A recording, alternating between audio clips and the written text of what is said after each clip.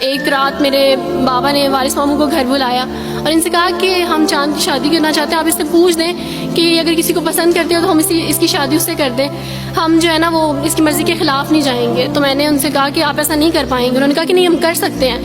مجھے یہ تھا کہ مجھے پچھتاوا نہ رہے کہ میں نے شاید اس دن پاپا سے بات کرتی تو پاپا مان جاتے. تو میں نے ان سے کہا کہ پاپا میں ایک مسلمان مرد سے شادی کروں گی, آپ ایسا میرے لیے کر سکتے ہیں؟ اگر آپ کسی مسلمان سے میری شادی کریں گے تو ٹھیک ہے, میں شادی کرنے کے لیے تیار ہوں. میری گھر میں ایک سناٹا چھا گیا اور اس خاموشی کے بعد جو ہے یعنی سب فیملی والے رونے شروع ہو گئے. انہوں نے کہا کہ آپ اپنے مذہب میں واپس آ جاؤ.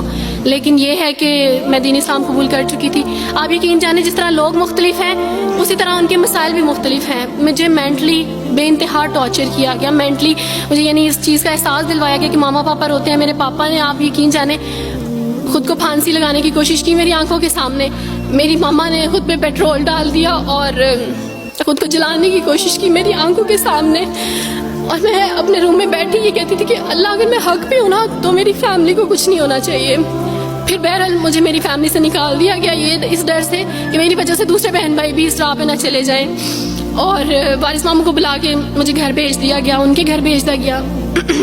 جب میں گھر سے آ رہی تھی تو وارث ماموں نے کہا کہ بیٹی اگر آپ کا کوئی سامان ہے تو آپ لے لیں. تو میں نے ان سے کہا کہ اس گھر سے صرف ایک ہی چیز میرے ساتھ جا رہی ہے اور وہ ہے میرا نام جو ماما پاپا نے مجھے دیا تھا.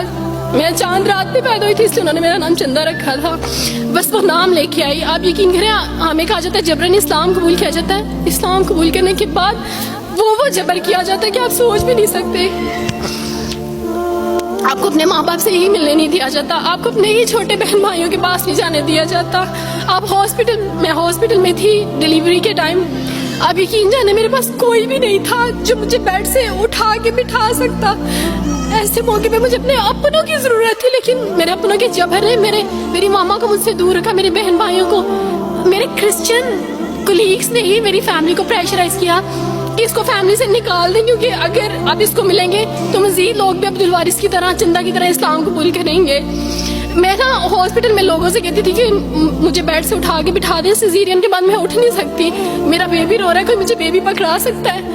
آئیڈیا ہی نہیں تھا ہاسپٹل میں کیا کیا لے کے جاتے ہیں. میرے پاس ایک ایسا دوپٹہ نہیں تھا جو میں چینج کر سکتی. ایسے موقعوں پہ آپ یقین جانے آزمائش اور جبر اسلام قبول کرنے کے بعد ملتا ہے. مجھے آپ سب سے توقع ہے, آپ سب اسلامک اداروں سے توقع ہے کہ اب آپ ہمارے لیے سٹیپ لیں. ہمارے اپنوں نے تو ہمیں چھوڑ دیا, انہوں نے جو ہمارے ساتھ جبر کیا اس جبر کے بدلے آپ ہمارے ساتھ نیکی کریں. اب آپ کیا سٹیپ لیتے ہیں نیو مسلمز کے لیے جن پر یہ الزام لگایا جاتا ہے کہ ان پہ جبر کیا جا رہا ہے؟ ہم پہ جبر نہیں, ہم پہ جبر اسلام قبول کروانے والوں نے نہیں کیا, بلکہ جن کے گھروں سے ہم آئے تھے اسلام قبول کرنے کے بعد جبر تو ان کی طرف سے تھا. ابھی کٹے بیٹھ کے روئی گی.